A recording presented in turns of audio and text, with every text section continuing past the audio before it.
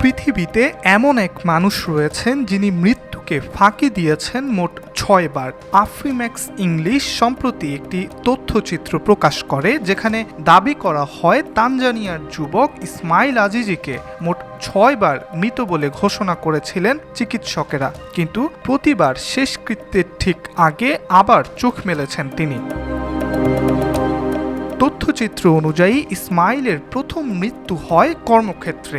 গুরুতর দুর্ঘটনার কবলে পড়েন তিনি। মৃত ঘোষণা করা হয়েছিল তাকে, দেহ রাখা হয়েছিল মর্গে, কিন্তু তাকে যখন কবর দেওয়ার প্রস্তুতি চলছিল তখন হঠাৎ করেই আবার চোখ মেলেন তিনি। শেষকৃত্যের ঠিক আগে উঠে বসেন।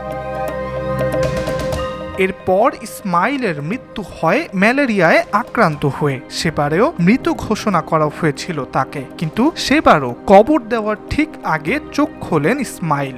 আবার হতবাক হয়ে যান পরিবার পরিজনেরা, ভয় ছড়ায় গ্রামবাসীদের মধ্যে।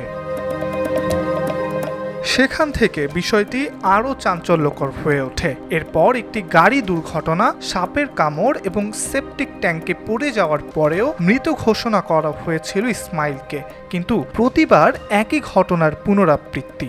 শেষকৃত্যের ঠিক আগে নড়াচড়া শুরু করে মৃতদেহ, চোখ মেলে শ্বাস প্রশ্বাস নেওয়া শুরু করেন ইসমাইল। তবে ষষ্ঠবার ইসমাইলের মৃত্যু ছিল ভয়ঙ্কর। অপশক্তি ভেবে তাকে তার বাড়িতে জীবন্ত পুড়িয়ে মারার চেষ্টা করেন প্রতিবেশীরা, আগুন ধরিয়ে দেন তার ঘরে। ইসমাইলকে সেবারও মৃত ঘোষণা করা হয়েছিল।